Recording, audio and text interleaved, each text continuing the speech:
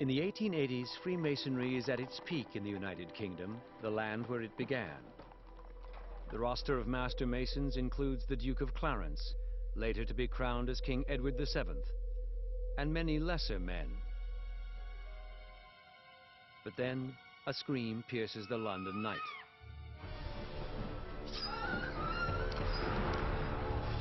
And then another. 5 women, 5 murders.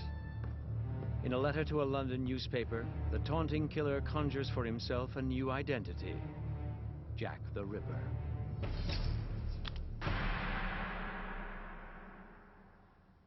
My name's Philip Hutchinson. I'm a Jack the Ripper historian and tour guide around the streets of the East End. At 1:44 a.m, the body of Catherine Eddowes was discovered by PC Edward Watkins in Mitre Square, about a 5-minute walk from where we're now standing in Goulston Street. There has been Masonic references placed upon the murder. Firstly, inverted V's were placed on Catherine Eddowes' cheek. Some people have claimed if you combine the 2 V's upturned, you get the letter M, denoting a Mason. Secondly, the murder took place in Mitre Square. Mitre and a square both being parts of Masonic iconography. And thirdly, part of Catherine Eddowes' apron was removed. Of course, the apron having obvious reference. To the side here is Wentworth Model Dwellings, built the year before the murders in 1887.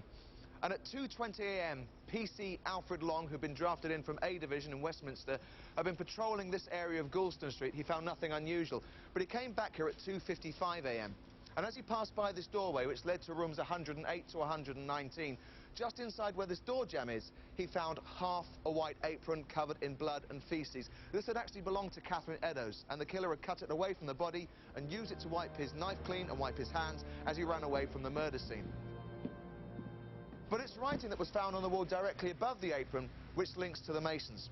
Although these bricks are now painted white, underneath the original bricks are black. And on the inside face of the door jamb, directly above the apron, someone had scrawled in white chalk the words, "The Jews are the men that will not be blamed for nothing, if you believe PC Alfred Long," or "The Jews are not the men that will be blamed for nothing, if you believe Detective Sergeant House from the City Police."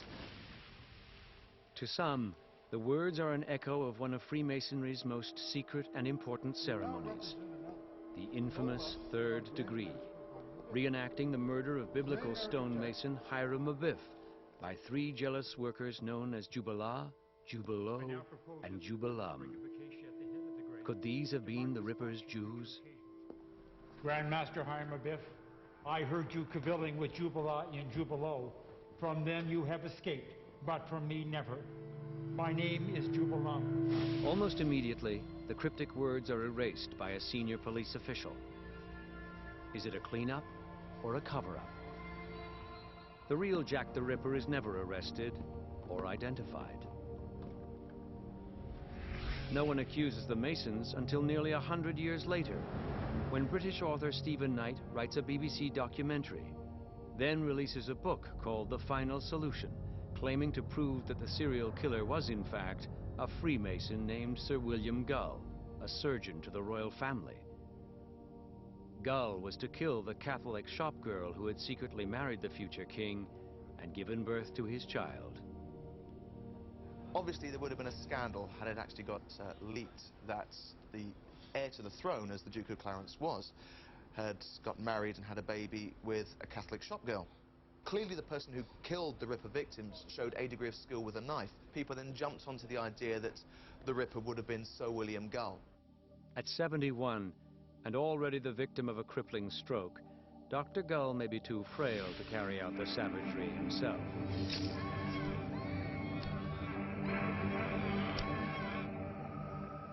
But his role in a palace cover-up of a real royal killer tantalizes writers and filmmakers. Since the Stephen Knight book, that even Ripperologists themselves, apart from the lunatic fringe in the Ripperologists, accept that it is a conspiracy theory, that there is no historical fact in it.